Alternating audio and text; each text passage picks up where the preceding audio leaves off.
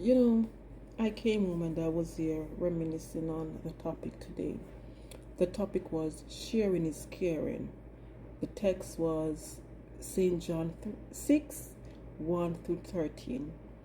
And you do not only share when it comes to your friends and family, you, you're supposed to share with whomsoever it is that are in need. And growing up, we did not have much. As Shirley Caesar pens it, we didn't have much, but the Lord saw us through. And I know that my siblings, my cousins, my aunt, my uncles, and my mom, we all can testify to that.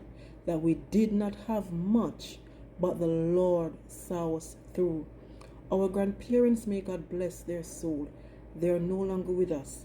And sometimes I wish that they were here to see how their grandchildren turns out to be. We didn't have much growing up, and bless the Lord, none of us are behind bars. None of us return to stealing to survive. None of us turn to crime to survive. We walk with our head held high, and we maintain our integrity. We maintain the principles that our grandparents taught us. And I am doing this content just for this reason. I remember sometimes, you know what, it doesn't matter your situation, God can still bring a blessing out of your situation.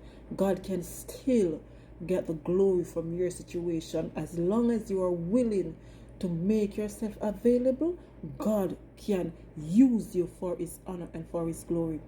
I remember when I was in Jamaica, our church would always receive student pastors to come and minister, spend months and stuff like that, like they were doing their internship. And I remember this Sunday, the pastor's wife, she was going to attend a ladies convention, and so due to the convention she wouldn't be able to prepare Sunday dinner for the pastor. And she said that she was planning to ask a few of the members to accommodate the student minister that Sunday evening so that he could have a hot meal before he go home. Anyways, she said she wasn't going to make a decision for the pastor, so she went and she gave him the options, and he chose the Bennetts. And when he chose the Bennetts, and we received the information from our pastor's wife, we were shocked. My sister and my two cousins, we were shocked, and we were like, but why would he choose us? And we were looking at it in the physical aspect of it and saying that we do not have much. And look at our home. And we start to find all the negative things about where we were living. But God wasn't looking at the negativity. God was looking on the fact that we know how to accommodate His manservant. We know how to take care of His shepherd. We know how to make that young minister feel at home. God wasn't looking at the ones who have it and could more than afford it. He wasn't looking at that. God wasn't looking at the flashy house that they were living in. God was looking on who will take care of His manservant from a pure heart. And when the pastor's wife brought the information to us, and she said to us, just tell us how much it's gonna cost and we would pay. And immediately all four of us said, no, it's okay, we will take care of it. You don't have to pay anything. You don't have to pay for the groceries. We will buy the groceries and prepare for the minister. And she said, okay, thank you so much, God bless you. And that Sunday, the Saturday, my cousin, it was four of us, two of my cousins, my sister and myself. So the eldest cousin said to us, she handed down us our task. She said to me, you are going to prepare the rice and peas. You're good at rice and peas. She said to my sister, you're good at making juice, so you're going to do the juice. She said to her sister, you're good at frying chicken and baking chicken and preparing meat, so you're going to do the meat. And then we said to her, what are you going to do? She said, me, I'm good at making salad, so I'll do the salad. So we started to laugh and said, yeah, you choose the easiest one.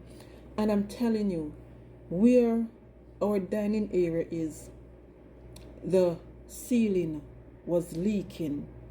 And that Sunday after church, we went home and we prepared the meal for the pastor.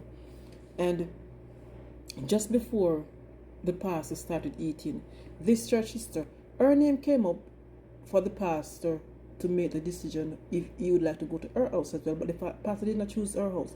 She came by us this Sunday evening and she said, so we said, what? She said, I said to her, what are you doing here? She said, me come for help. I said, but we don't want no help. It's four of us and we're not doing much.